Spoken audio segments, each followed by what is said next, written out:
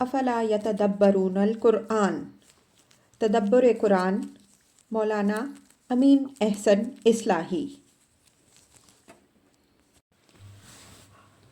سورہ قاف، آگے آیات 16 تا 35 کا مضمون۔ آگے کی آیات میں پہلے اس اہتمام کا ذکر فرمایا ہے جو اللہ تعالیٰ نے ہر شخص کے اقوال و اعمال کا ریکارڈ رکھنے کے لیے کر رکھا ہے۔ اس کے بعد قیامت کے ظہور اور مجرمین کے حاضر کیے جانے کی تصویر کھینچی گئی ہے۔ اس کے بعد مجرمین کے جہنم میں ڈالے جانے اور ان کے باہمی لعن طعن کا بیان ہے۔ پھر اس فضل و انعام کی تفصیل ہے جو اللہ تعالیٰ نے اپنے متقی بندوں پر فرمانی ہے۔ آیات کی تلاوت فرمائیے۔ اعوذ باللہ من الشیطان الرجیم، بسم اللہ الرحمن الرحیم۔ وَلَقَدْ خَلَقْنَا الْإِنسَانَ وَنَعْلَمُ مَا تُوَسْوِسُ بِهِ نَفْسُهُ وَنَحْنُ أَقْرَبُ إِلَيْهِ مِنْ حَبْلِ الْوَرِيدِ إِذْ يَتَلَقَّى الْمُتَلَقِّيَانِ عَنِ الْيَمِينِ وَعَنِ الشِّمَالِ قَعِيدٌ مَا يَلْفِظُ مِنْ قَوْلٍ إِلَّا لَدَيْهِ رَقِيبٌ عَتِيدٌ وَجَاءَتْ سَكْرَةُ الْمَوْتِ بِالْحَقِّ ذَلِكَ مَا كُنْتَ مِنْهُ تَحِيدُ وَنُفِخَ فِي الصُّورِ ذَلِكَ يَوْمُ الْوَعِيدِ وَجَاءَتْ كُلُّ نَفْسٍ مَعَهَا سَائِقٌ وَشَهِيدٌ لَقَدْ كُنْتَ فِي غَفْلَةٍ مِّنْ هَذَا فَكَشَفْنَا عَنْكَ غِطَاءَكَ فَبَصَرُكَ الْيَوْمَ حَدِيدٌ وَقَالَ قَرِينُهُ هَذَا مَا لَدَيَّ عَتِيدٌ أَلْقِيَا فِي جَهَنَّمَ كُلَّ كَفَّارٍ عَنِيدٍ مَنَّاعٍ لِلْخَيْرِ مُعْتَدٍ مُرِيبٍ الَّذِي جَعَلَ مَعَ اللَّهِ إِلَٰهًا آخَرَ فَأَلْقِيَاهُ فِي الْعَذَابِ الشَّدِيدِ قَالَ قَرِينُهُ رَبَّنَا مَا أَطْغَيْتُهُ وَلَٰكِن كَانَ فِي ضَلَالٍ بَعِيدٍ قَالَ لَا تَخْتَصِمُوا لَدَيَّ وَقَدْ قَدَّمْتُ إِلَيْكُمْ بِالْوَعِيدِ مَا يُبَدَّلُ الْقَوْلُ لَدَيَّ وَمَا أَنَا بِظَلَّامٍ لِلْعَبِيدِ يَوْمَ نَقُولُ لِجَهَنَّمَ هَلِ امْتَلَأْتِ وَتَقُولُ هَلْ مِن مَّزِيدٍ وَأُزْلِفَتِ الْجَنَّةُ لِلْمُتَّقِينَ غَيْرَ بَعِيدٍ هَٰذَا مَا تُوعَدُونَ لِكُلِّ أَوَّابٍ حَفِيظٍ مَنْ خَشِيَ الرَّحْمَٰنَ بِالْغَيْبِ وَجَاءَ بِقَلْبٍ مُنِيبٍ ادْخُلُوهَا بِسَلَامٍ ذَلِكَ يَوْمُ الْخُلُودِ لَهُم مَّا يَشَاءُونَ فِيهَا وَلَدَيْنَا مَزِيدٌ۔ ترجمہ۔ اور انسان کو ہم نے پیدا کیا ہے اور ہم جانتے ہیں کہ اس کے دل میں جو وسوسے گزرتے ہیں اور ہم اس کی رگِ جان سے بھی زیادہ قریب ہیں۔ دھیان رکھو جبکہ دو اخذ کرنے والے اخذ کرتے رہتے ہیں، ایک دائیں بیٹھا ہے اور ایک دوسرا بائیں بیٹھا، وہ کوئی لفظ بھی نہیں بولتا مگر اس کے پاس ایک مستعد نگراں موجود ہوتا ہے۔ اور موت کی غشی شدنی کے ساتھ آ پہنچی، یہ ہے وہ چیز جس سے تو کتراتا رہا، اور سور پھونکا جائے گا، وہ ہماری وعید کے ظہور کا دن ہوگا، اور ہر جان اس طرح حاضر ہوگی کہ اس کے ساتھ ایک ہانکنے والا ہوگا اور ایک گواہ۔ تو اس سے غفلت میں پڑا رہا تو ہم نے تجھ سے تیرا پردہ ہٹا دیا، تو آج تو تیری نظر بہت تیز ہے۔ اور اس کا ساتھی کہے گا، یہ جو میری تحویل میں تھا حاضر ہے، تم جھونک دو جہنم میں ہر ناشکرے معاند، خیر سے روکنے والے، حدود کو توڑنے والے مبتلائے شک کو، جس نے اللہ کے ساتھ دوسرے معبود ٹھہرائے، تو ڈال دو اس کو سخت عذاب میں۔ اس کا ساتھی شیطان کہے گا، اے ہمارے رب، میں نے اس کو سرکش نہیں بنایا بلکہ یہ خود نہایت دور کی گمراہی میں پڑا رہا۔ ارشاد ہوگا، اب میرے سامنے جھگڑا نہ کرو، میں نے پہلے ہی تمہیں اپنی وعید سے آگاہ کر دیا تھا۔ میرے ہاں بات بدلی نہیں جاتی اور میں بندوں سے ذرا بھی ظلم کرنے والا نہیں ہوں۔ اس دن کو یاد رکھو جس دن ہم جہنم سے پوچھیں گے کہ کیا تو بھر گئی، اور وہ جواب دے گی، ابھی اور بھی ہے، اور جنت متقیوں کے قریب لائی جائے گی، دھرانا کے دور نہ ہوگی۔ یہ ہے وہ چیز جس کا تم سے وعدہ کیا جاتا تھا، ہر رجوع کرنے والے اور حدود الہی کی حفاظت کرنے والے کے لیے، جو خدائے رحمان سے ڈرا غیب میں اور حاضر ہوا متوجہ رہنے والے دل کے ساتھ۔ داخل ہو جاؤ اس جنت میں سلامتی کے ساتھ، یہ ہمیشگی کا دن ہے، ان کو ملے گا جو وہ چاہیں گے، اور ہمارے پاس مزید بھی ہے۔ الفاظ کی تحقیق اور آیات کی وضاحت۔ وَلَقَدْ خَلَقْنَا الْإِنسَانَ وَنَعْلَمُ مَا تُوَسْوِسُ بِهِ نَفْسُهُ وَنَحْنُ أَقْرَبُ إِلَيْهِ مِنْ حَبْلِ الْوَرِيدِ۔ قیامت کے باب میں جہاں نادانوں کو یہ شبہ لاحق ہوتا ہے کہ انسان کے مرکب جانے کے اور زمین میں رل مل جانے کے بعد اس کے تمام اجزائے جسم کو فراہم کرنا اور از سر نو زندہ کر کے کھڑا کر دینا بھلا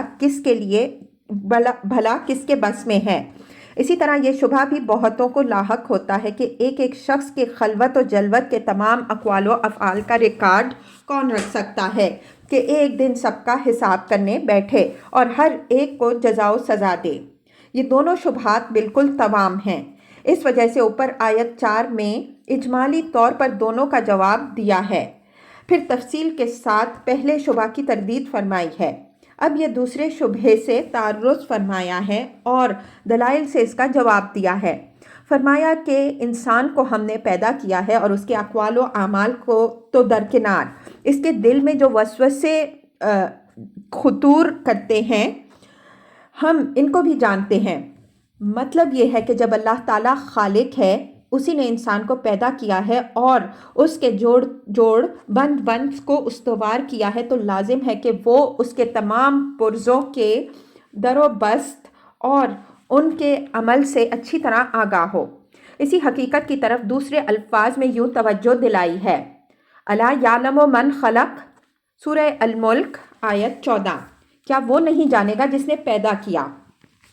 اگر خالق اپنی مخلوق کی تمام جزیات سے باخبر نہ ہو تو وہ اس کی حفاظت اور اس کے بقا کا انتظام کس طرح کرے گا؟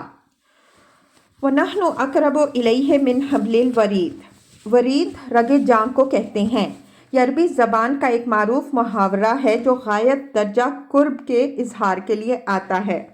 فرمایا کہ کوئی شخص اس غلط فہمی میں نہ رہے کہ اگر وہ ہم کو نہیں دیکھ رہا تو ہم اس سے دور ہیں، ہم ہر شخص کی رگ جان سے بھی زیادہ اس سے قریب ہیں۔ ہمارا علم اور ہماری قدرت ہر شخص کا ہر پہلو سے احاطہ کیے ہوئے ہے اور اس کا تمام ظاہر و باطن ہر لمحہ ہماری نگاہوں میں ہے۔ اذ یتلقی المتلقیان عن الیمین وعن الشمال قعید ما یلفظ من قول الا لدیہ رقیب عتید۔ عن الیمین وعن الشمال قعید میں تالیف کلام یوں ہے، عن الیمین قعید وعن الشمال قعید، ایک داہنے بیٹھا ہوا دوسرا بائیں بیٹھا ہوا۔ عربیت کے معروف قاعدے کے مطابق بتقاضائے ایجاز ایک جگہ لفظ قعید محذوف ہے، اس کی مثالیں پیچھے گزر چکی ہیں۔ یہ اس مزید اہتمام کا بیان ہے جو اللہ تعالیٰ نے لوگوں کے اقوال و اعمال کا ریکارڈ محفوظ رکھنے کے لیے کر رکھا ہے۔ اللہ تعالیٰ اول تو بذات خود ہر شخص کے وسواس و خطرات قلب تک سے اچھی طرح باخبر ہے، مزید برآں اس نے اتمام حجت کے لیے یہ اہتمام بھی کیا ہے کہ ہر شخص پر دو فرشتے معمور کر رکھے ہیں، جن میں سے ایک اس کے داہنے بیٹھا ہوتا ہے اور دوسرا بائیں۔ جو ہی وہ کوئی لفظ بولتا ہے اپنے پاس ایک مستعد نگران اس کو نوٹ کرنے کے لیے حاضر پاتا ہے۔ یہاں اعمال کے نوٹ کیے جانے کا ذکر اگرچہ لفظوں میں نہیں ہے، لیکن وہ علی سبیل التغلیب اس میں داخل سمجھے جائیں گے۔ اس لیے کہ جب زبان سے نکلے ہوئے ہر لفظ کے نوٹ کیے جانے کے لیے یہ اہتمام ہے تو ہاتھ پاؤں سے انجام دیے ہوئے اعمال کے نوٹ کیے جانے کا اہتمام تو بدرجہ اولیٰ ہونا چاہیے۔ احادیث سے معلوم ہوتا ہے کہ ان دونوں فرشتوں میں تقسیم کار ہے۔ جو فرشتہ دائیں جانب مامور ہوتا ہے وہ نیک اعمال و اقوال کا ریکارڈ رکھتا ہے، جو بائیں طرف ہوتا ہے وہ برے اعمال و اقوال کا ریکارڈ رکھتا ہے۔ شہادت کے معاملے میں چونکہ دو گواہوں کی گواہی دین میں معتبر مانی گئی ہے، اس وجہ سے اللہ تعالیٰ نے بھی دو فرشتے مامور فرمائے۔ آیت سے یہ بات بھی نکلتی ہے کہ آدمی کے وسواس و خطرات قلب ان فرشتوں کی دسترس سے باہر ہیں۔ غیب صرف اللہ تعالیٰ ہی جانتا ہے، اور یہ اس کی ستاری ہے کہ اس نے بندوں کے دلوں کے بھیدوں کا علم اپنے ہی تک محدود رکھا ہے۔ اس اہتمام کے علاوہ ایک اور اہتمام بھی اللہ تعالیٰ نے اتمام حجت کا کر رکھا ہے، وہ یہ کہ آدمی کے ہاتھ پاؤں اور کان آنکھ بھی اللہ تعالیٰ کے سامنے اس کے تمام اقوال و اعمال کی گواہی دیں گے۔ ہم جو کچھ زبان سے بولتے ہیں اس کا سارا ریکارڈ ہمارے کان محفوظ کر رہے ہیں، اور جو کچھ دیکھتے ہیں اس کی پوری فلم ہماری آنکھوں کی تحویل میں ہے۔ یہی حال ہمارے دوسرے اعضاء و جوارح کا بھی ہے۔ ہم جو کچھ بھی کہتے یا کرتے ہیں سب خدا کے معمور کیے ہوئے پاسبانوں کے سامنے اور اسی کے بخشے ہوئے اعضاء و جوارح کے ذریعے سے کرتے ہیں۔ پھر یہ خیال کرنا کتنی بڑی حماقت ہے کہ اللہ تعالیٰ ہمارے ایک ایک قول و فعل کو کس طرح جان سکتا ہے جبکہ ان کا حساب کرنے بیٹھے گا۔ اذ یتلقی المتلقیان میں عربیت کے معروف قاعدہ کے مطابق اذ سے پہلے ایک فعل محذوف ہے۔ یہاں چونکہ غافلوں کو ایک حقیقت نفس الامری کی یاد دہانی کی جا رہی ہے، اس وجہ سے کوئی ایسا فعل محذوف مانا جائے گا جس سے مخاطب کو متنبہ کیا جائے، یعنی دھیان رکھو، خیال رکھو۔ میں نے ترجمے میں اس کا لحاظ رکھا ہے۔ صاحب کشاف نے ایک دوسری شکل اختیار کی ہے لیکن مجھے اس سے اتفاق نہیں ہوا۔ وَجَاءَتْ سَكْرَةُ الْمَوْتِ بِالْحَقِّ ذَلِكَ مَا كُنْتَ مِنْهُ تَحِيدُ۔ حق سے مراد وہی قیامت ہے جس کی قرآن خبر دے رہا ہے اور جس کی تکذیب کا ذکر اوپر آیت 5 میں گزر چکا ہے۔ چونکہ وہ ایک شدنی اور ایک اٹل حقیقت ہے، اس وجہ سے اس کو حق سے تعبیر فرمایا ہے۔ ماضی کا صیغہ اس کی قطعیت کے اظہار کے لیے ہے۔ مطلب یہ ہے کہ اس کو بہت دور نہ خیال کرو بلکہ ایک آئی ہوئی چیز سمجھو۔ جتنے دن زندگی کے باقی ہیں بس اتنی ہی دیر قیامت کے آنے میں ہے۔ جو ہی موت کی بے ہوشی طاری ہوئی قیامت گویا اس کے ساتھ ہی لگی کھڑی ہے۔ اس وقت صورتحال خود تمہیں بتا دے گی کہ جس چیز سے تم کتراتے رہے تھے بالآخر وہ آ ہی گئی۔ قیامت کی یہی حقیقت احادیث میں بھی بیان ہوئی ہے۔ ایک حدیث میں ہے من ماتا فقد قامت قیامتہ، جو مرا اس کی قیامت آ گئی۔ اس کی وجہ یہ ہے کہ موت کے بعد برزخ کی جو زندگی ہے وہ در حقیقت قیامت ہی کا دیواچہ ہے۔ موت کے ساتھ ہی عالم آخرت کے احوال کا آغاز ہو جاتا ہے۔ اہل ایمان کو ایمان کی حقانیت اور اس کے اچھے انجام کی شہادت مل جاتی ہے، اور کفار کے سامنے اس انجام کے ظہور کا آغاز ہو جاتا ہے جس کی وہ دنیا کی زندگی میں تکذیب کرتے رہے۔ اس کے بعد کسی شک کی گنجائش کسی کے لیے بھی باقی نہیں رہ جاتی۔ ذالک ما کنت منہ تحید، یہ بات زبان حال کی تعبیر بھی ہو سکتی ہے اور قولن بھی ہو سکتی ہے۔ مطلب یہ ہے کہ اس وقت تم دیکھ لو گے کہ جس چیز سے تم کتراتے رہے وہ بالآخر سر پر آ ہی دھمکی۔ ہادہ یہیدو کا صحیح مفہوم راستے سے کترا کر چلنا ہے۔ یہ ٹھیک ٹھیک تعبیر قیامت کے باب میں ان لوگوں کے رویے کی جو اپنی خواہشات نفس کی پیروی کرتے ہیں۔ وہ قیامت سے بے پرواہ ہو کر زندگی گزارتے ہیں تو اس وجہ سے نہیں کہ قیامت کے دلائل ان سے مخفی ہیں۔ اس کے آثار تو ہر قدم پر موجود ہیں، لیکن جو لوگ سیدھی راہ نہیں اختیار کرنی چاہتے وہ ان سے کترا کر چلتے ہیں۔ لیکن اس وقت یہ کیا کریں گے جب وہ ان کے سامنے آن کھڑی ہوگی۔ وَنُفِخَ فِي الصُّورِ ذالکا یوم الوعید، یعنی اس کے بعد بس نفخہ سور ہی کا مرحلہ ہے۔ سور پھونکا جائے گا اور وہ دن ظاہر ہو جائے گا جس سے تم کو ڈرایا جا رہا ہے اور تم اس کی تکذیب کیے جا رہے ہو۔ اس کو بھی اس قطعیت کے ساتھ اظہار کے لیے ماضی کے صیغے سے ادا کیا ہے تاکہ نگاہوں کے سامنے مصور ہو جائے۔ مطلب یہ ہے کہ اس مغالطے میں نہ رہو کہ زندگی، پھر موت، پھر برزخ، پھر حشر و نشر بہت دور کی بات ہے۔ جب سور پھونکا جائے گا تو ایسا محسوس کرو گے کہ جس مدت کو تم بہت دراز سمجھتے تھے وہ پلک جھپکتے گزر گئی۔ وَجَاءَتْ كُلُّ نَفْسٍ مَعَهَا سَائِقٌ وَشَهِيقٌ، یہ نفخہ سور کے بعد کا مرحلہ ہے۔ اس دن ہر جان اپنے رب کے آگے پیشی کے لیے اس طرح حاضر کی جائے گی کہ ایک فرشتہ اس کے پیچھے سے اس کو ہانکنے کے لیے مامور ہوگا اور دوسرا اس کے اقوال و اعمال کے ریکارڈ کے ساتھ گواہی کے لیے۔ یہی مفہوم آیت سے متبادر بھی ہوتا ہے اور یہی سلف سے منقول بھی ہے۔ بعض لوگوں نے سائق اور شہید دونوں ہی سے ایک ہی فرشتہ مراد لیا ہے کہ وہی ہانک کر لائے گا اور وہی گواہی بھی دے گا۔ بعض لوگوں نے سائق سے فرشتہ مراد لیا ہے لیکن شہید سے آدمی اور اس کے عمل کو۔ یہ دونوں قول ہمارے نزدیک کمزور ہیں۔ پہلا عربیت کے پہلو سے کمزور ہے اور دوسرے میں صریح تکلف ہے جس سے آیت کے الفاظ اباح کر رہے ہیں۔ بعض لوگوں نے انہی دونوں فرشتوں کو مراد لیا ہے جن کا ذکر اوپر آیت 17 میں گزرا ہے، لیکن یہ بات بھی کمزور معلوم ہوتی ہے۔ یہ دونوں فرشتے آیت کے الفاظ سے واضح ہے کہ آدمی کے اقوال و اعمال کے لکھنے پر مامور ہوتے ہیں۔ اگر انہی کو خدا کی عدالت میں پیش کرنے کے لیے آدمی کو حاضر کرنا بھی ہے تو دونوں کی ایک ہی حیثیت ہونی چاہیے، یعنی دونوں گواہ کی حیثیت سے پیش ہوں۔ اس بات کی کوئی وجہ نہیں آتی کہ جب دونوں مامور ایک ہی حیثیت سے تھے تو ایک کی حیثیت تبدیل کیوں کی جائے۔ بہرحال ان میں سے کوئی قول بھی ضعف سے خالی نہیں۔ آیت کے الفاظ سے جو بات نکلتی ہے وہ وہی ہے جس کا ہم نے اوپر حوالہ دیا کہ نفخہ سور کے بعد ہر شخص کی پیشی اللہ تعالیٰ کی عدالت میں اس طرح ہونی ہے کہ ایک فرشتہ اس کے پیچھے پیچھے اس کو ہانکنے کے لیے ہوگا اور دوسرا اس کے آگے آگے تمام اقوال و اعمال کے ریکارڈ کے ساتھ گواہی کے لیے۔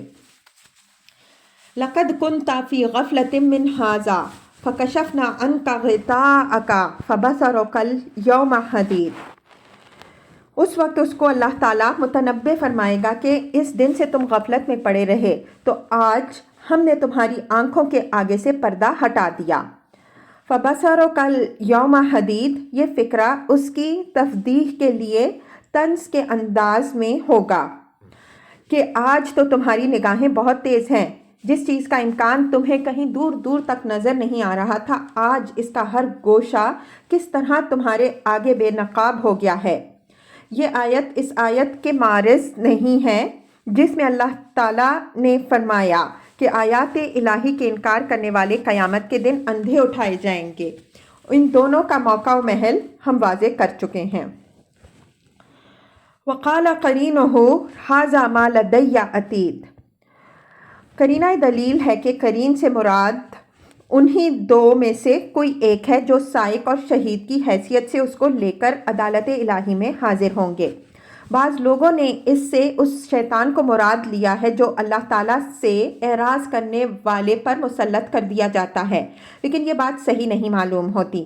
یہ شیطان نہ تو کسی کے بارے میں یہ کہہ سکنے کی پوزیشن میں ہوگا کہ یہ شخص جو میری تحویل میں تھا حاضر ہے، اور نہ اس دن کسی کو بہکانے کی ذمہ داری اپنے اوپر لے گا۔ آگے اس کا قول آ رہا ہے کہ جب اس کے جال میں پھنسے ہوئے لوگ اپنی گمراہی کی ذمہ داری اس پر ڈالنی چاہیں گے تو وہ صاف اعلان برات کرے گا کہ ربنا ما اطغیتہ ولکن کان فی ضلال بعید۔ قاف 27، اے ہمارے رب، میں نے اس کو گمراہ نہیں کیا بلکہ یہ خود نہایت دور کی گمراہی میں پڑا ہوا تھا۔ اس وجہ سے ہمارے نزدیک اس سے انہی دو میں سے کوئی ایک مراد ہے۔ یہ سوال کہ ان میں سے کون مراد ہے تو اس کا کوئی قطعی جواب دینا مشکل ہے۔ اس سے شہید بھی مراد ہو سکتا ہے اور سائق بھی، اس لیے کہ یہ بات دونوں ہی کہہ سکتے ہیں کہ یہ جو میری تحویل میں ہے، یہ جو میری تحویل میں تھا حاضر ہے۔ چنانچہ صاحب تاویل نے اس میں اختلاف بھی کیا ہے۔ میرا رجحان اس طرف ہے کہ یہ بات سائق کہے گا۔ اس کی وجہ یہ ہے کہ مجرم اصلاً چارج میں اسی کے ہوگا اور اسی پر یہ ذمہ داری وارد ہوگی کہ وہ اس کو عدالت میں پیش کرے۔ چنانچہ جب وہ اس کو عدالت میں حاضر کر دے گا تو ایک فرض شناس سپاہی کی طرح اپنے فرض سے سبکدوشی کا اظہار ان الفاظ میں کرے گا کہ ھذا ما لدی عتید، یہ جو میری تحویل میں ہے حضور کے سامنے حاضر ہے۔